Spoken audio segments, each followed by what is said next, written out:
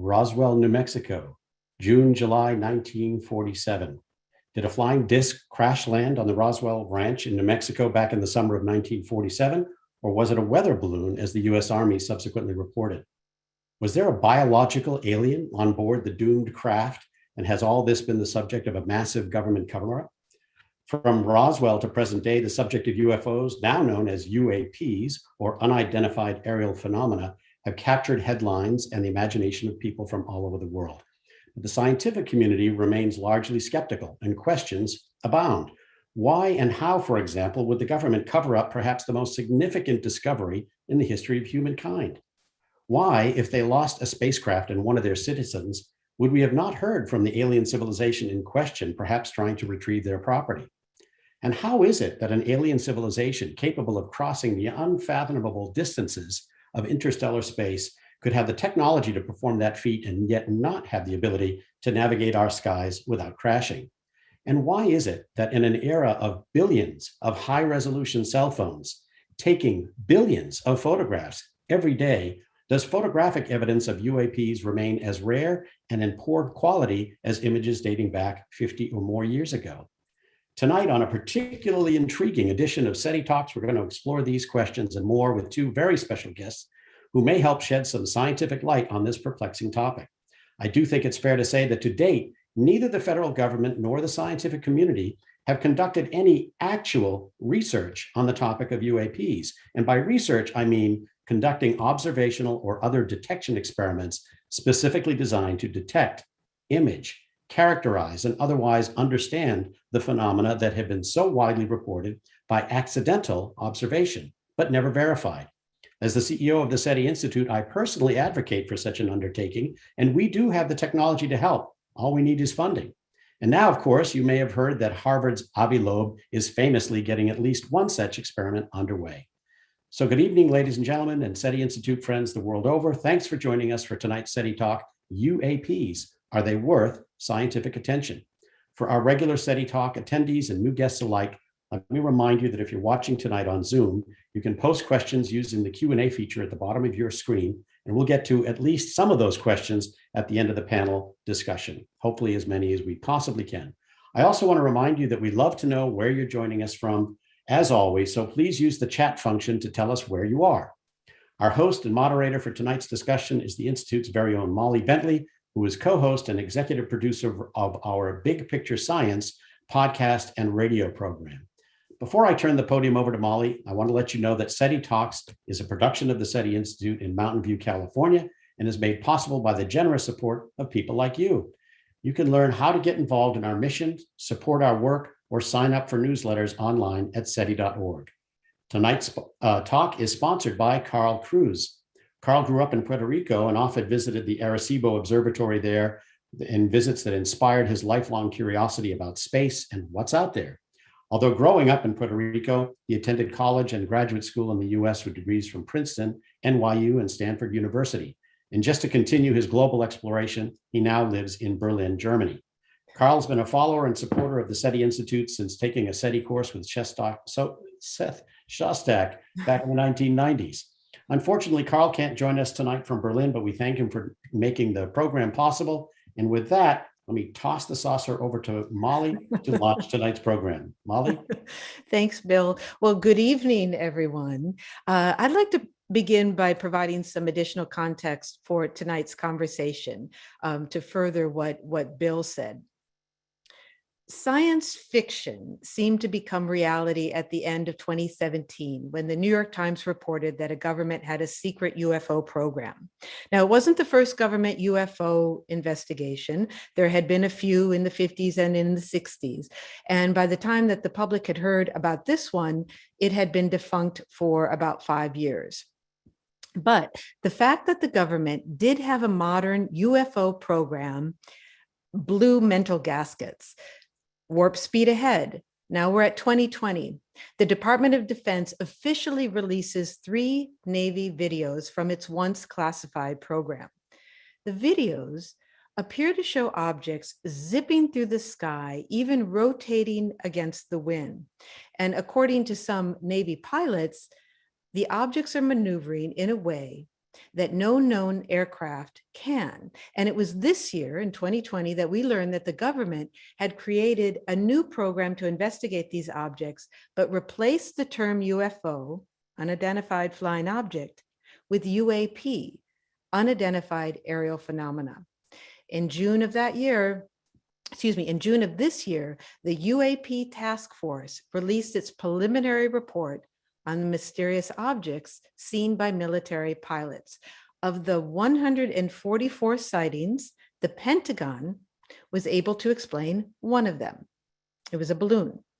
It could not identify the other 143 puzzling phenomena. Were they also balloons? What about birds or domestic or foreign aircraft? It could be camera errata or visitors from outer space. Our guests tonight would like to know, but they say that UAPs have not generated the kind of scientific interest that they deserve. Ravi Kopparapu is a planetary scientist and an astrophysicist at NASA Goddard Space Flight Center. His studies include the potential habitability of Earth-like planets around other stars and atmospheric modeling using data from the Kepler Space Telescope. Welcome, Ravi.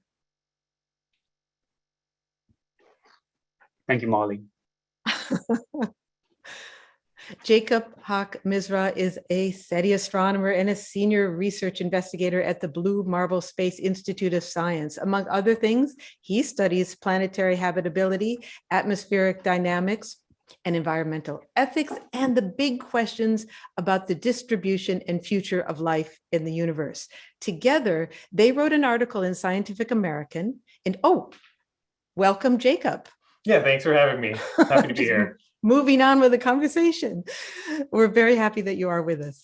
Together, Jacob and Ravi wrote an article in Scientific American in 2020 and an op-ed in the Washington Post this year, making the case that UAPs are legitimate subjects for scientific study. So let's find out why they think so. Jacob, I'm going to start with you. The behavior of these objects is puzzling, to say the least. Do any of the objects in these videos move in a way that make you say, holy cow, how could anything on Earth move like that? Just so we can have an image in our minds as we proceed with this conversation. Could you select one of the objects in one of the videos and describe why its movement is so hard to explain? Sure. Yeah, this is why these videos are so interesting. And so in 2004, it was the USS Nimitz and encountered several objects, and that's some of what's captured in these videos. And so what's puzzling about these objects is their rapid movement. You see things like an object descending from 28,000 feet to sea level in less than a second. And so, if you try to estimate the acceleration on these kind of objects, you get anywhere from hundreds to thousands of times the force of gravity, which would, not even our most trained pilots wouldn't be able to survive this. And the amount of energy required to have that kind of acceleration is just beyond the kind of technology that we have today. So just based on that alone, this is something if it's not violating the laws of physics, it's using physics in ways we don't know how to do yet. Mm-hmm. And these are very short videos, though, so we only get snippets of the behavior of these objects. There's short videos, there's some radar data, there's some eyewitness accounts. We'll get into the conversation more, but there's not enough data to say what they are yet.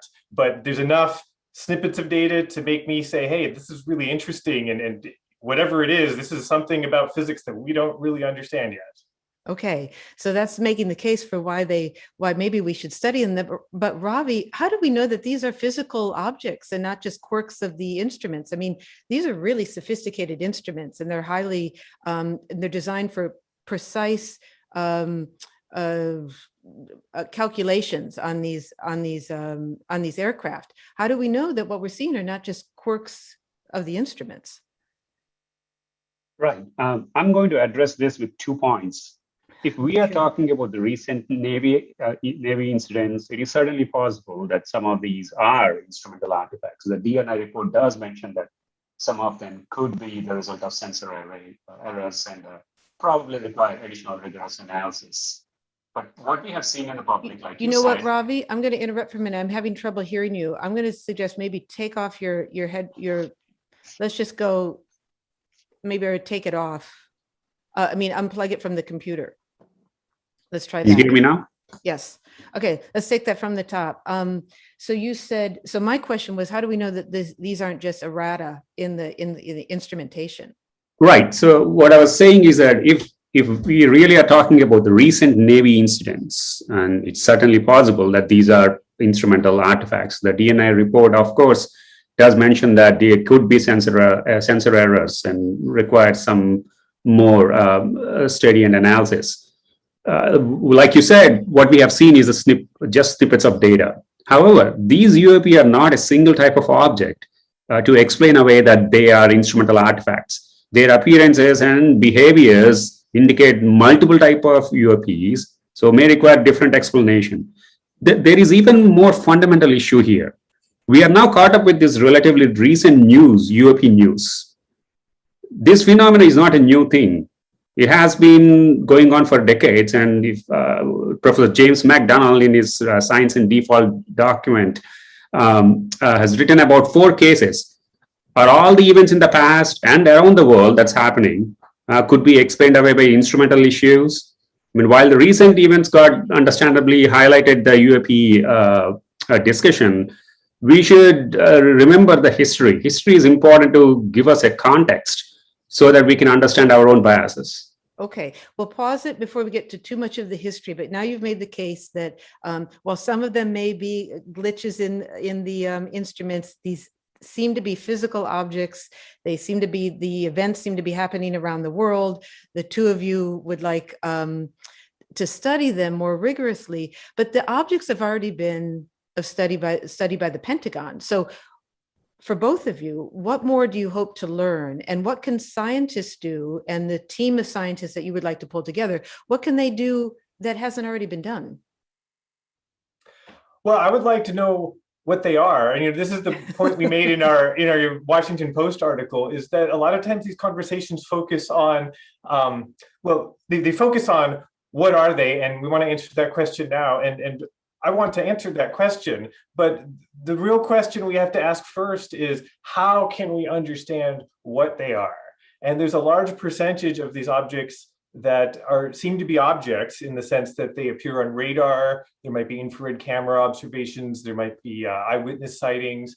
So multiple wavelengths, multiple pieces of data indicating that it's an object. And a larger fraction of these are unexplained than we would usually accept in any other field of science. Mm-hmm. And so when there's that much to be explained, do they all fall in the categories of birds or airplanes or weather balloons? If that's the case, we should understand why we have such a hard time identifying those things. Well, let's be clear, though, because I think there's no dispute that these objects are truly puzzling. But what is it that scientists could do that the Pentagon didn't already do? Because they went through all of this. They could answer some of them. They couldn't answer. They couldn't identify what some of the other objects were. What is it that your team, and you've been calling for an interdisciplinary team of scientists to study them, what could they do that the government wasn't able to do? Well, we don't have access to the government data. There's been very little data that's been declassified. There's various reasons for that. I would love for data to be declassified, but you'd probably have to reveal information about your instrument in order to make sense of the data. That instrument is probably very secret, and maybe it's good that we're not declassifying that, but for better or for worse, we don't have access. I don't know what the Pentagon has done. They may have some secret report that will never be released. I'm not an insider at all. All I know is that there's been enough information coming from the US government and then elsewhere beyond the US government to say that multiple governments and agencies and non-government actors all take this seriously and find observations. But what you would need, if you want to get past this classified wall of data, is to take your own independent data. You need to take data at multiple wavelengths, at infrared, take radio data, take optical, record with cameras. You can use some of the global sensor networks that are already in place by agencies like NASA and others where the data is publicly disclosed, mm-hmm. and then supplement that with anything that you can build if there's funding available to really take continuous measurements, not just sample the sky once per day, but you need to have continuous measurements of as much of the sky as you can, which fundamentally is similar to the problem SETI does. It's just you're looking at a different distance. Instead of trying to look far away for radio signals at the whole sky all the time, you want to look a little bit closer in, but still the whole sky all the time, ideally, if you really want to know what's there. Mm-hmm. And we'll come back to some of the methods that you may be using, but you've given us enough, a nice outline of how you might do that. But the key here is that you want to do independent investigation. So this isn't about trying to get access to the UAP task force report or look at it more carefully, or try to get the Pentagon to give you information that they're not giving up, or even to go back to those initial videos. It sounds like you're talking about something where you gather the data on your own as an independent body of scientists. Is that right? And I would love to see what the Pentagon has, but I don't think we're going to get it, and I don't think it's worth barking up that tree. And Ravi can talk more about the historical cases. We should learn from what has been done, because there is a lot of just in terms of the methods and the questions that you ask, but we don't have data from those old cases either. We don't have enough data to be able to really do any kind of assessment. So we need to collect new data. Mm-hmm. Well, Ravi's been talking about the history. Can you give us just an overview of how, if this is what you mean, how the past historical investigations, and it could be anything from the Condon report to the government projects of Sign, Grudge, and Blue Book. I believe those were the names. The names shifted as time went on. Is that what you mean, Ravi? Is like, look at how they did it in the past and get some guidance from those earlier investigations? Right. So there were some reports written in the last 50 years, 50 years ago. And I would say some of whatever the report's conclusions are, there was a scientific investigation, some sort of a scientific investigation. Are you talking about the Condon report in the 60s, late 60s? Right. Not just the Condon report. I'm also talking about the Condon report was the result and was the one that came out in the late 60s that, essentially said maybe it's not, UFOs are not scientifically what important to investigate or something like that. But I would say that the lesson that we want to learn is there was actually something done about it. And it was okay to talk about a scientific investigation, to do research on these UAPs. James McDonald disagreed with some of the results from the Condon report and tried to assess some of the cases that were discussed in the Condon report itself. And so you see, that kind of debate is needed. We can't just say that, let's not study them because whatever, they are instrumental artifacts. But this is the way science is done. Let's have a discussion on the science, how it is done, and then we will go ahead and see how, like Jacob is saying, collect the data and to see how and what we learn about them. Now, you've brought up something that I think is what's underpinning your argument for why it's important to study these. And that has to do with the reason why we haven't studied these. So you said that there was a period of time when we were studying them, and that wasn't a problem. But now there's a taboo around it. And at least that's my understanding from what you've written.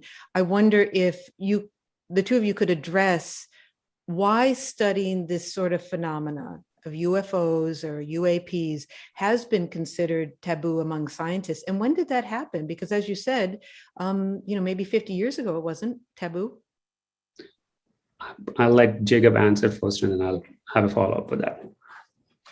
Okay, well, I think the obvious answer is it's guilt by association.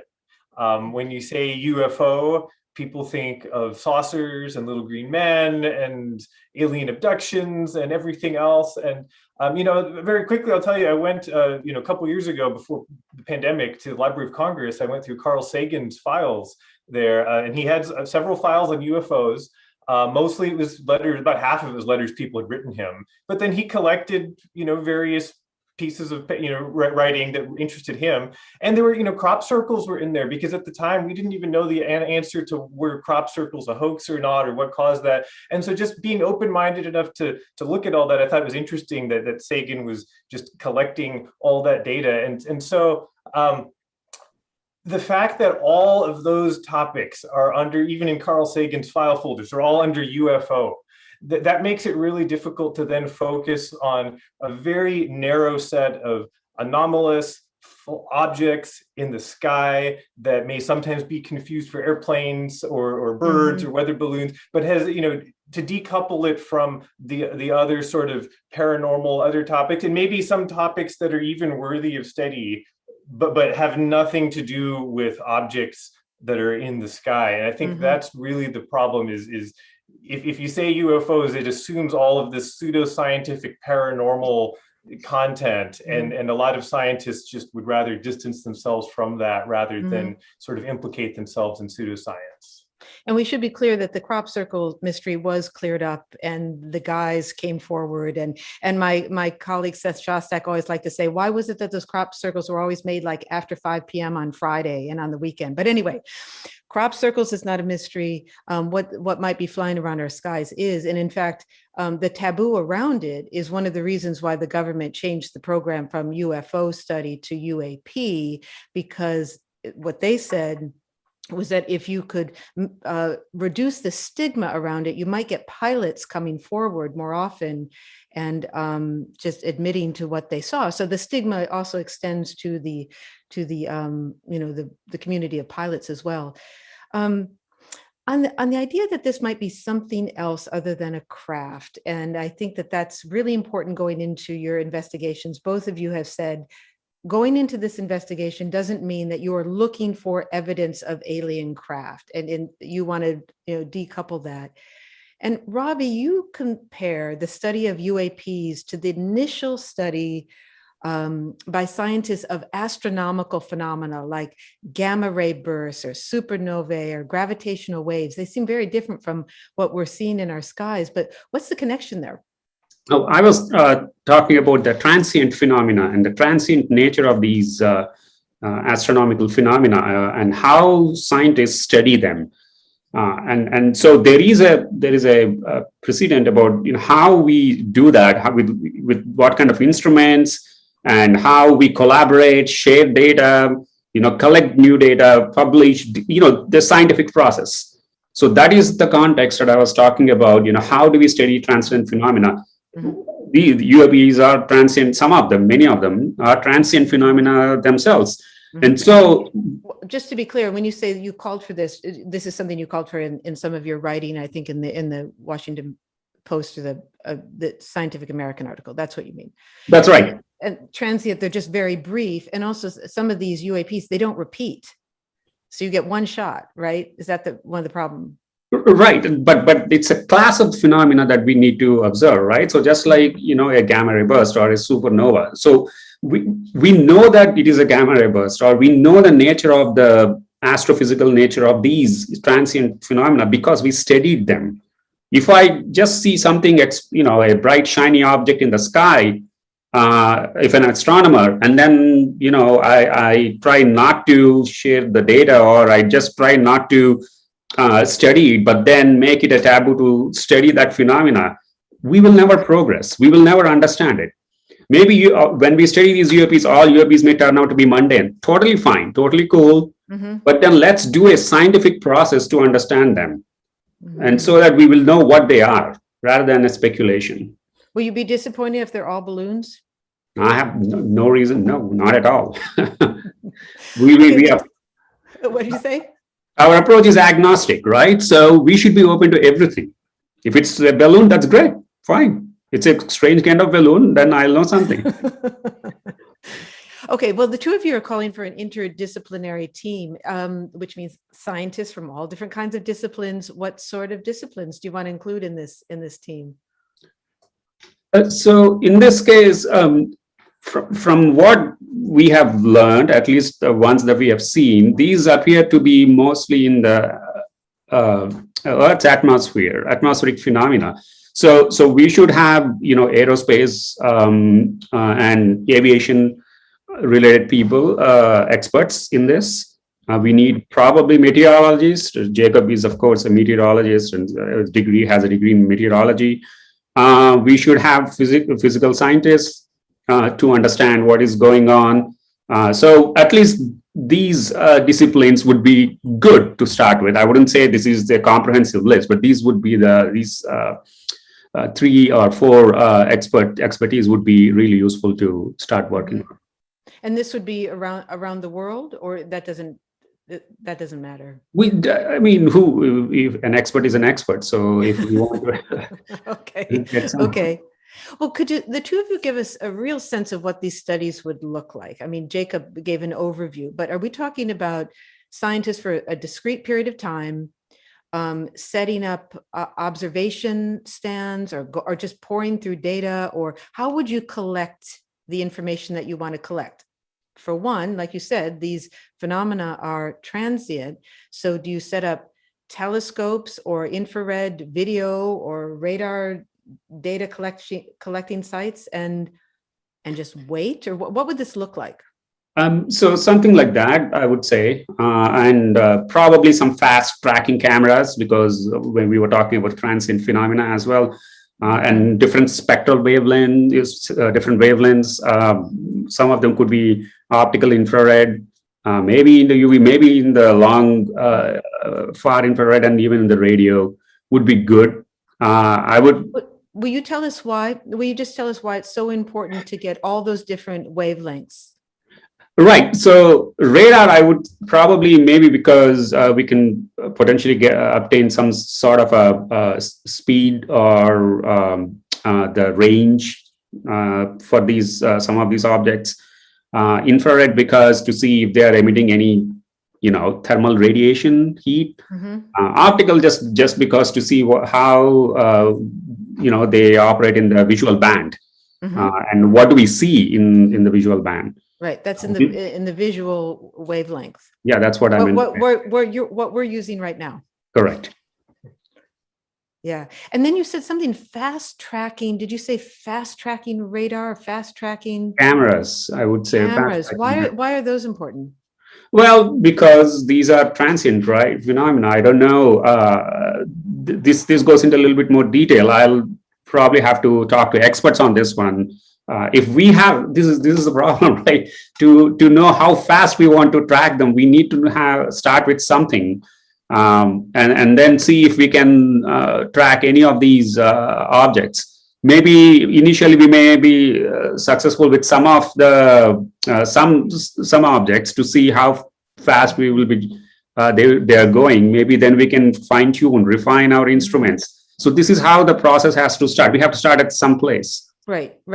And Jacob, would these be ground-based observations, or will you try to get, as Ravi said, this is in the atmosphere, upper atmosphere? How will you get up there to watch? Right. I mean, ultimately it's dependent on, is there funding available and how much funding is available. So if you had unlimited funding, you would have a network of space-based monitors. But, realistically, funding is limited. You'd have as a ground-based network with global coverage to the extent that you could.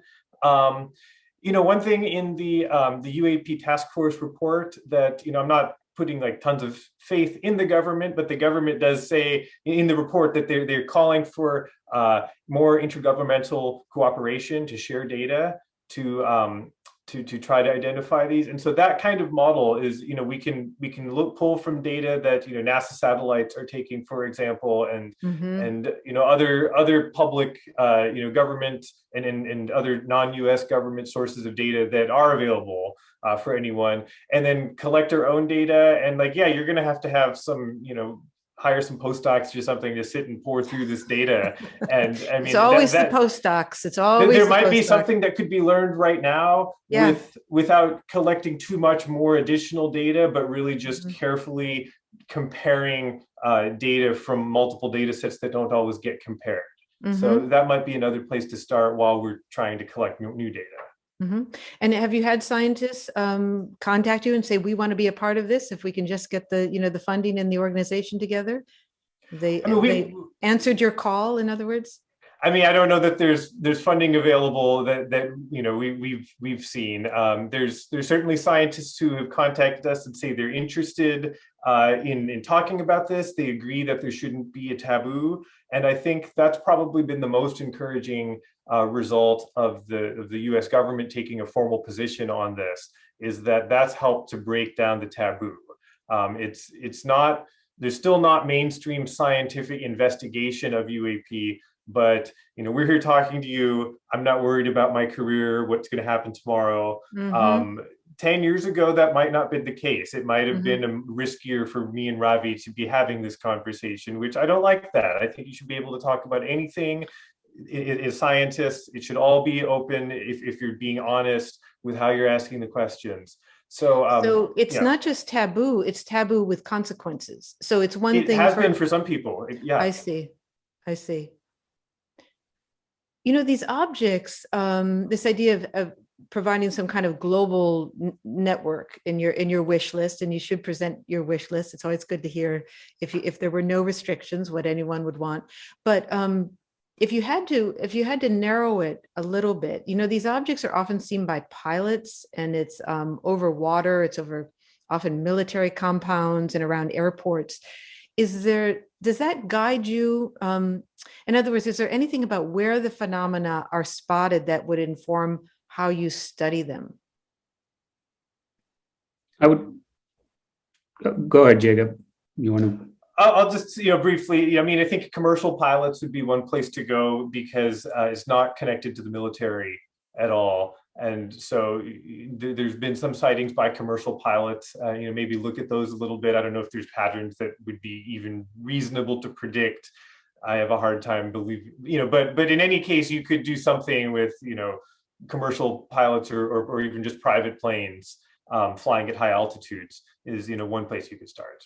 I agree. I think maybe some of the places where there have been reported UAP events maybe would be a good start and see or talk to the people who have been involved in this before and see if we can have these instruments near those places. Would be a good place to start.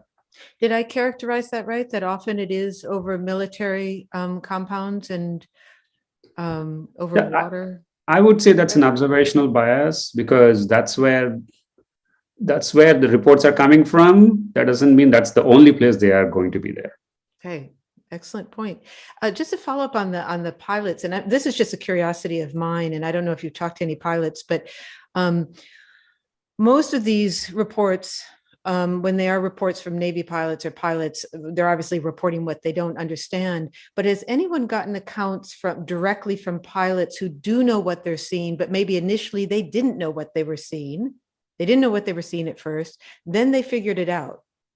But of course, they would never report that. That would never become an incident, be an incident report. Just curious, has anyone talked to pilots who have said, oh yeah, I saw something like that, and then I figured it out, it was a balloon or whatever it would be? So did I stump you? No. Oh, okay. Did anyone, as in either one of us, or no? But I'm not asking if one of you have, but I just wonder if that's also a way of going, is not just what's been reported, but maybe what hasn't been reported or what has been resolved. It's just something I was thinking about when we were talking about what pilots have seen. Well, that's part of what you would do in investigation, especially if you were trying to incorporate eyewitness accounts. You can't base, it's very dubious to base an entire investigation on eyewitness accounts. But if you have radar and you have video and then you have eyewitness accounts, then you want to talk to those people. And there's methods for how you do oral interviews and understanding how the story changes based on the first sighting and the retellings of that story. So presumably that would come out if there was a report that a pilot saw UAP and it got recorded, and then you're following up on this investigation later. You would interview the pilot, and if they now know what it is, then a good investigation would have interviewed the pilot to make sure that you get that story. So this sounds like what you're asking for is something that is quite layered. So you're using the instruments to collect the data, but then also talk to the eyewitnesses and then try to bring it all together to get a comprehensive understanding. Yeah, ideally, you would have so many sensors that you wouldn't even need to talk to anybody, just the way we do exoplanets, to remove any ambiguity. But at least to start with, if these are transient events and we don't even know exactly where to search and we have limited resources, you probably have to at least, take that into account, you don't have to believe everything everybody says, but there's, Ravi, you're talking about who needs to be involved in this. You need social scientists involved, people who understand how to conduct interviews and how to take oral histories and the methodology involved in that. So I'd like to say something over here. So yes, social scientists are involved in that, probably because I guess, Jacob, you mean because of the eyewitness accounts. Is that how to do the interviews? Yes. Yes. That's an art, just like we know how to run, experiments and telescopes. Just how do you do an interview is a skill that I'm not trained in. Right. So, but for an actual scientific investigation, data, and instrumental data, let me be more clear on that. And instrumental data is the one that we need to make some progress on understanding these UAPs.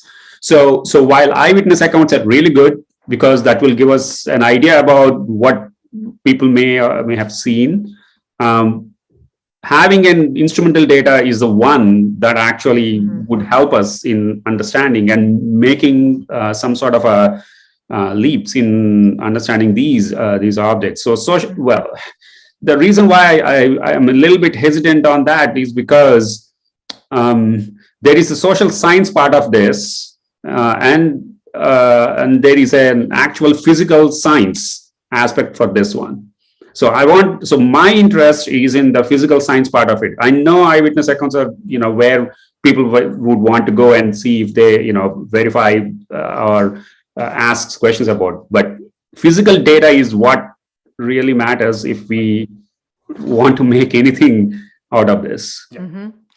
Let's step back for a little bit and look at this scientific process in general, because this is not the first scientific subject that had that is taboo, or that was once taboo to study.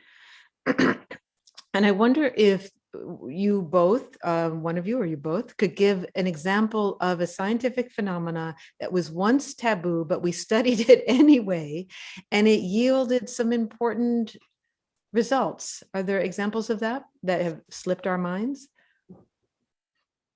Yeah, absolutely. So I'll give one is endosymbiosis. So this is the idea that our cells actually have a little mini cell inside it, the mitochondria, the powerhouse of the cell, and in a plant, it's chloroplasts. And the hypothesis was that these were separate organisms that got swallowed up by the cell. And Lynn Margulis was one of the champions of this idea. And it was, basically ridiculed that doesn't make any sense, that a cell would swallow up another organism and become a dual organism cell. And we know this is correct now, because we can take the DNA from mitochondria and chloroplasts and show that it's unique, separate DNA from the cell. And so, it completely revolutionized the way we think about evolution and biology. And yeah, at one point, you could probably risk your job by saying that was a research interest. Plate tectonics. That's incredible, because that's such a fundamental understanding of biology now, that cells have mitochondria and that they were originally probably free living cells that were swallowed up by the mother cell or father cell. Ravi, what were you going to say? Excuse me. No, I was saying plate tectonics is another taboo subject. That's very recent. That's very recent. Mm-hmm.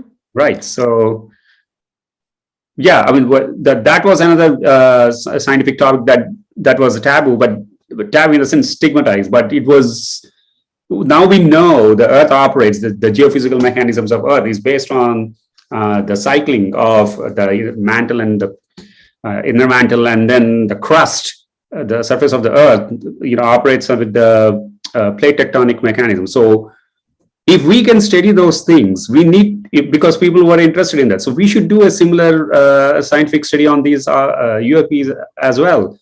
Mm-hmm. This is how we inform the general public the scientific process. This is an excellent way of teaching scientific process to non-scientists. So take this opportunity. So you're saying that would be the added benefit. That's the added benefit. Correct. Well, I like the plate tectonics example that Ravi brings up, because it was Alfred Wegener who proposed this idea of continental drift. So he didn't actually know about plate tectonics, but he noticed the continents had similar shapes and there was fossil distributions that lined up if you move the continents together. And part of the reason that the hypothesis of continental drift, just continents moving, was rejected at his time was because he lacked an explanatory mechanism. And you had to wait until we discovered seafloor spreading and plate tectonics arrived. And then kind of he was vindicated retrospectively, Wegner's hypothesis. And so there's sort of some parallels here with UAP. You know, I don't like to put forth a hypothesis in terms of what they are. The most I'll say is they seem to be objects and worth studying. But you don't have to have a full theoretical explanation for what you're studying in order to study it. There's lots of examples of that in science, and plate tectonics is a great one. So we could have kept studying continental drift and maybe we would have arrived at plate tectonics sooner if we've just been a little more open-minded. Now, you said you don't like to engage in speculation, but is it all right if I do? It's your show, sure. I don't know if it's my show, but okay. Okay, so while I was preparing for this, I read something in the New York Times that was reported in October, and it was a pretty startling, at least I thought so. The Pentagon reported that China had caught them by surprise by testing a hypersonic missile. And the Pentagon described it as China's Sputnik moment. So it wasn't a small thing, it was a big thing.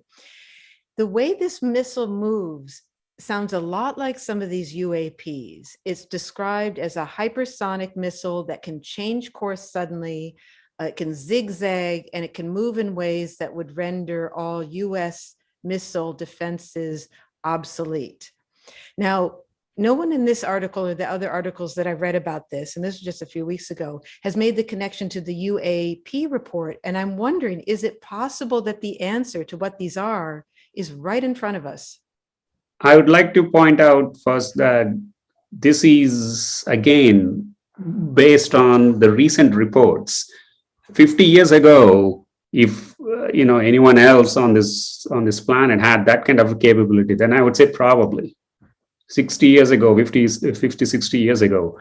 So while it is certainly possible that some of these objects may be from other nations, this explanation cannot be, we cannot have a blanket explanation for all the cases all over the world every time in the past, present, the recent past, any time.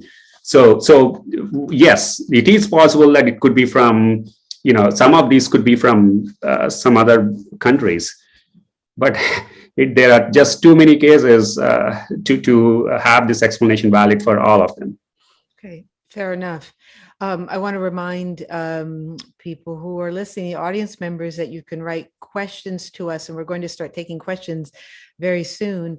I have another one, though, before we move into audience questions. Ravi and Jacob, how do you know when the study is over? At some point, the Condon report, for example, in the 60s ended. At what point do you say, well, we were able to identify these objects, or we couldn't identify these objects? We can't identify all of the objects. And does that mean that we just need to accept that some things can't be explained? But the question is, when is the study over? Yeah, that's a great question. And, we have the same problem in our other research that we both do, which is we want to search exoplanets for signs of life, biosignatures or technosignatures, stuff the SETI Institute is interested in too. How do we know when we've searched enough planets to say there's no life? Like, let's say we don't find anything right away. How do we search 1,000 planets or 10,000? And so, there's no end to when you've searched enough to conclude a negative answer. But you can have some sort of statistical sense, like, well, if we've explained 90% of the unexplained cases and there's 10% left or 1% left, there has to be a little bit of a sense of we've done a statistically complete job and we've found nothing. At this point, we're going to step back and reevaluate. But, we're not there yet with exoplanets in biosignatures. We're just scratching the surface of that. The NASA, the Decadal Survey report favorably recommended an exoplanet finding mission. that won't even get us there. That'll find 20 some planets, and I'll be an old man at that point. So, when have we searched enough for life in the universe and exoplanets? Probably when people's great grandchildren in this call are old, assuming the funding continues to mount to support those kind of telescopes. So I think we'd be a long way off for UAP until we have a real data collection effort underway. Okay. So can I quickly add something on that? Yes, and then we'll go to some, so you can imagine that the audience has lots of questions. Yeah, go ahead, Ravi. Yeah, one of the things that when we found the first exoplanet, because we work in exoplanets, I'm giving the examples of exoplanet. When we discovered the first exoplanet, we didn't stop there. We said, okay, well, we found an exoplanet, let's go ahead. And we understood. No, when we found hundreds and thousands of them now we know that the most common exoplanet is probably a mini Neptune-sized planet, and in our galaxy. And so that's a statistical study. And now we are trying to find out biosignatures or technosignatures in them. When we find one of them, we don't close our telescopes and go back and do something else. We want to find the distribution of life in the universe. So unfortunately, I'm not trying to connect this search for life with UAPs. In my view, they are totally different unless something strong comes into picture that, there is some connection. So this is why we need to do this there is no end to this. Well, there is an end to this discussion here. This is a SETI talk, of course, and we're discussing whether or not UAPs are a appropriate scientific study. And we do have some questions. So the first question from the audience is, and I'm reading the questions that have been posted here. What is the protocol for public release if UAPs are confirmed as extraterrestrial technology? So if you do decide that it's extraterrestrial, how are you going to break it to us? Well, so if it's the U.S. government, that has nothing to do with us, and there's secrecy and classification and all that. But if this were, in the hands of private citizens and just scientists doing work, I mean, this is analogous to, again, not that UAPs are necessarily aliens, but finding something like the SETI Institute wants to find extraterrestrial life. How do you announce that? There's been some discussions of, do you have protocols? How do you'd certainly want to check your work before you announce something big like that. You'd maybe call up some friends and make sure they can corroborate your observations and check your calculations. And so you'd at least nominally want to have that. And so, there are some discussions and published protocols that aren't legally binding in any sense, but they make some recommendations as to how do you, responsibly disseminate the information, where you certainly don't want to sit on this and keep it from people who really want to know, but also make sure that you're not putting information out there that then you have to retract later. Okay, great. So there is a protocol there, and I suppose if you do find something as interesting as an alien craft, you will have a little bit of time to make sure that you let us all know in the appropriate way. We have some more questions here, and I'll just maybe ask that we'll keep the answers sort of brief so we can get through these because people are so interested. The next question is, how much money is needed to fund a surveillance network? Maybe the ideal network that Jacob said he would like to have. What are we looking at here? Ballpark. I mean, it would probably be, on the order of hundreds of millions to, billion or so if you really wanted to do it seriously. I mean, NASA flagship missions are billions of dollars. The breakthrough initiatives are $100 million efforts to scan the sky. So, I mean, I think if you really want to seriously collect data in a global scale, it's going to have a big price tag like that. Okay, big price tag. We'll just go with that. It's a big price tag. That's fair enough. I think we can all probably imagine. This other one is a little bit more specific.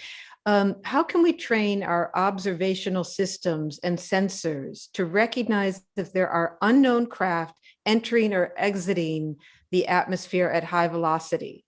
Or exhibiting the observables described by the AATIP, which is the government report, I think. How do you do that? How do you set up a network that would be able to observe if objects were entering or leaving our atmosphere? So there's a lot of things that are influxing and influxing into the Earth's atmosphere. So noise is a big factor here. So we need noises, right? So we need to have a good algorithms to distill out the noise and have identify the interesting ones. Even if you find something, it may not be the one that you are looking for. Maybe it's something that you overlooked. And so to do that, we need to have a good analysis methods, algorithms that can be trained. Those are the machine learning and artificial intelligence algorithms are probably the ones that we need to focus on developing. So you'd be collecting the raw data, observing the skies, and then using these algorithms to filter out. And this actually folds into the next question is, and I think you've answered this, but maybe if you don't mind summarizing again, is how you would sort out the thousands of astronomical transients that happen every night.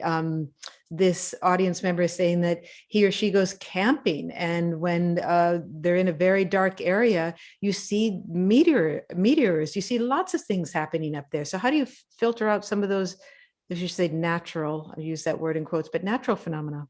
Well, we know some nature of some of these astronomical transient phenomena, right? So if we have the data, maybe we can rule out some portion of the data collected just by comparison with the known astronomical phenomena characteristics.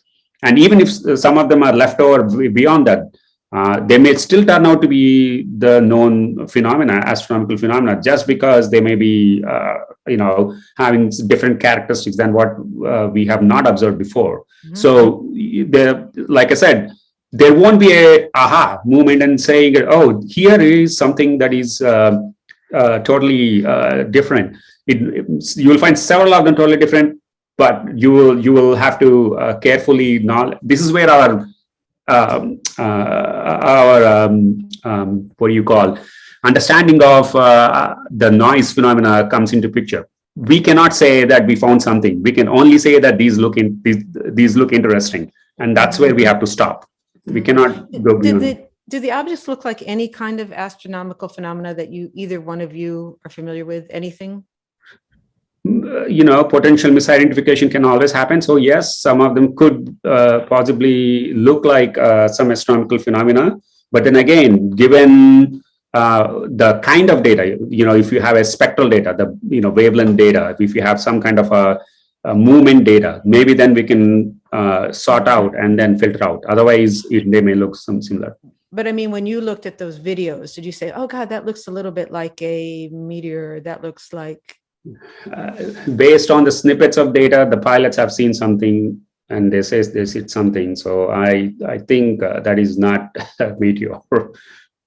I want to get to the other questions here, but in your article, you quote Carl Sagan, and you say that you quote him, and he says, scientists are particularly bound to have open minds. That is the lifeblood of science. And that goes to the point that Ravi just made right now. In what way would this UAP study be an exemplar of the way that science is supposed to be done? And what is the role of humility in this? And that is a word that you used in a conversation I had with you, Jacob. So what would this mean in terms of being a demonstration of the best of a scientific endeavor? Sure. Yeah. As scientists, we don't become scientists because we know everything. And I think some scientists forget that we don't know everything and therefore we're scientists. We're actually scientists because we don't know so much about the universe and because we want to know. That's why we're scientists. And so if there's something that we don't know what it is, it's anomalous. It's an object in the sky. We don't know what it is. That should be something that gets scientists excited. Maybe not every single scientist, but enough of them because it's something we don't understand. And so I think there's sort of a humility that needs to be at the core of what drives us as scientists, that we don't know, and we're actually always trying to prove our models and our hypotheses wrong to learn more. And we don't want to we're not trying to arrive at the top of the mountain and say, all right, I figured it all out now. that there's I think this hubris kind of can infect science a little bit too much, and we definitely need more humility in terms of just realizing that we really don't know a lot about the universe still. I'd like to offer a counterpoint on that. Scientists are, understandably skeptical and conservative because it needs a rigorous analysis and rigorous testing. That is how everything we know now, we have now, is because of the scientific methodology we have, followed through. But it has its drawbacks. Process takes time, so some things may get delayed. But in the end, the thing that stands of all these tests will remain as the solid explanation for something. So the process is difficult, the process is skeptical, the process is conservative, but it works. The processes also include publishing. And that brings me to the next question that an audience member has, which is, will you publish the study? And will you publish it in something called a UAP journal? Will there be a journal like that? And will these be peer reviewed? Yes, I think that is publishing is one thing that has to happen, and because that's where we can share the data. People can, our colleagues can criticize it. That's good for science, and then may poke holes in our analysis. That's again good, because then we will refine it and see what we have our own. Not we, as not in just Jacob and I, but in general, the people who publish. So it is. It need to be published because we can share the data, we can share the results, and people can test it. Okay, and there's another one. Thank you for that. I just there's a lot of questions here, and they're scrolling by pretty fast. This next question is about funding again, and where this is a little bit different from how much, but the question is, where would the funding come from? Presumably from private philanthropists. If the U.S. government agencies are interested in funding this, I'm not seeing any indication of that just yet. So presumably this would be private funding. Okay, private funding. And are you willing to, okay, let me ask this then. If of all the possible conclusions of the nature of these objects, what result would be the most scientifically important and personally exciting to you? And this may be our last. There's one other question I'm going to ask you about how the public can get involved, but this may require some speculation. And I know Ravi was saying you want to be very careful about that. But if you could just now share with us, what would be the most scientifically important and what would actually personally be very, very exciting? And I know balloons is one of them, because I know you got very excited by the idea that there's 400 different kinds of balloons. But what else might it be? I would defer this to Jacob. No. I think you're required to answer this. I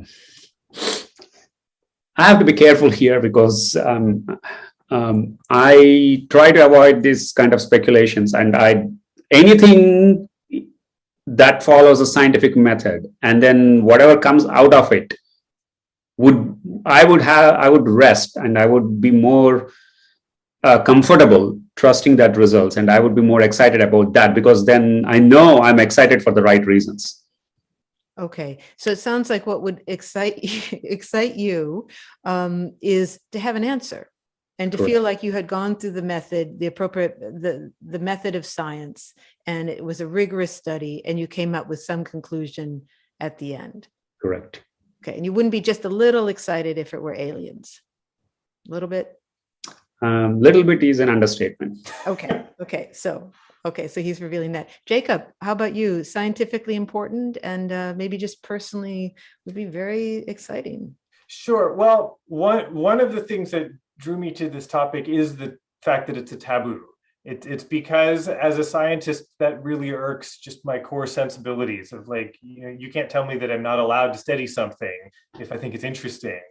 And so in that sense, having this conversation and writing, articles, is encouraging for me. And I would be, in that sense, happy if 10 or 20 years from now, you could be a professor and UAP is one of your research portfolio items and nobody blinks twice at it and there's funding available for it.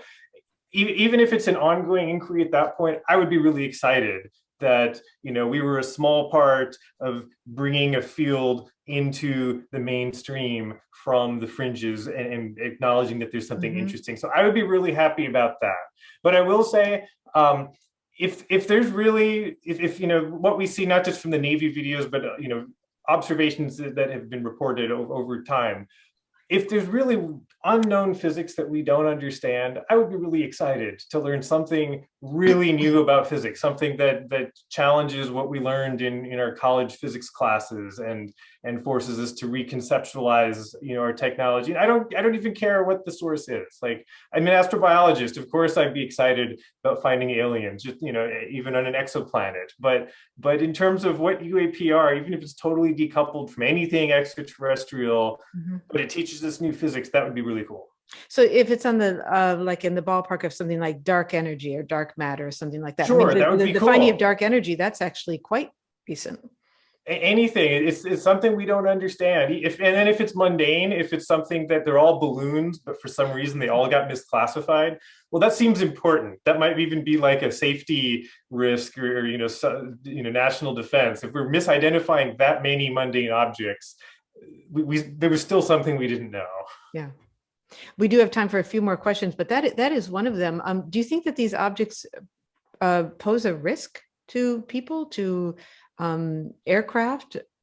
Yeah, it is a safety issue. There is a safety issue because we hear from pilots who have reported. We don't somehow, if this is a stigmatized topic and a taboo, we don't hear from several others. So this is a classic example of absence of evidence is not an evidence of absence. Jacob, you said that you would not be, I'm paraphrasing, so I don't know if I have this exactly right, but you would not be disappointed if it weren't aliens, if it were some other physical phenomena. That would be terrific. But let's say that that they are alien craft. Would that make you feel as though your work in SETI, the search for extraterrestrial intelligence, had been for nothing? That's a question from one of our listeners, that listening for these signals in the end was all for naught because they were here visiting us all the, that is a great question. And so, my interest in SETI is not just in listening for radio signals, for exoplanets. I mean, I'll make this quick, but, we should look for atmospheric pollution and other things, not just radio signals. But there's also other things we can look for in SETI. We've sent the Voyager and Pioneer spacecraft outside our solar system. We're planning to send probes to nearby star systems. There's no reason extraterrestrials couldn't send spacecraft into our solar system. And so we call that solar system SETI. And so the idea that there could be extraterrestrial artifacts flying around the solar system, whether they're broken or not, that's something I've been interested in for a while, and I think that's something we should continue to study. So the connection I think that a lot of people may have in mind is that if you have a free-floating craft in the solar system that's of alien origin and it enters Earth's atmosphere, now it's a UAP. And I'm not sure, I haven't seen any evidence myself to connect the two, to connect the UAP that have been observed over time with this idea of solar system SETI. But I acknowledge the fact that hypothetically, if there were a spacecraft, alien spacecraft flying through the space, it would be of interest to SETI up until the moment it enters the atmosphere. And now it's called a UAP. And because of this stigma, we can't study it. And so that particular scenario, I'm not convinced that that's what we have seen yet. But you have to keep an open mind in that sense that you can't, because it's stigmatized, it just creates this problem where, in that one hypothetical, SETI would miss the thing it's trying to find. So in that sense, if we found that they were extraterrestrial, no, I would be excited then, because it would tell me that there is a connection between solar system SETI and UAP. I don't see the connection now, but I would be excited to find that there was a connection. So they're not mutually exclusive. Pilots have a great view, of course, But one of the audience members writes in, what about the astronauts on the International Space Station? Has anyone contacted them and wondered what their eyes in the sky might tell us? Not that I'm aware of. No, okay. All right. Well, the final question then, you gave us the big picture question of what you would like this to be and what you personally would get excited about. Nice to know that Ravi would get excited about alien craft. What can the public do? And is there anything that someone writes, anything that the regular folks can do to contribute to the efforts around UAP research? Well, there's bills in the Senate right now, and I think Congress is generally interested in this. So I think that's something you can do, is just write to your Congress people, tell them that you're interested in this. I would say, try to decouple it from the pseudoscience and from the, just focus on what we've been talking about here, that there's a need for further scientific investigation. And I think the more Congress hears from people that they care about this, and that it's in a coherent, rational, scientific argument, I think that'll only help. Lovely. Well, Jacob and Ravi, thank you so much for joining us tonight. It went by so fast for this SETI talk discussing whether or not UAPs should be investigated scientifically. I think you made a very good case that they should be. I'll turn things over to Bill now.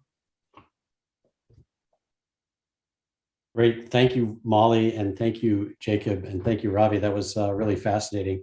I think some great topics emerge from this conversation. First and foremost, the need for a rigorous scientific approach to answer this question, and to separate it and differentiate it from sort of the pseudoscience that has dominated the topic. I thought it was also very interesting that you cited these really important examples of plate tectonics and also the phenomena of mitochondria in cellular biology as being topics that were previously thought to be, or ideas that were previously thought to be absolutely absurd, and now are accepted as mainstream science and scientifically backed knowledge.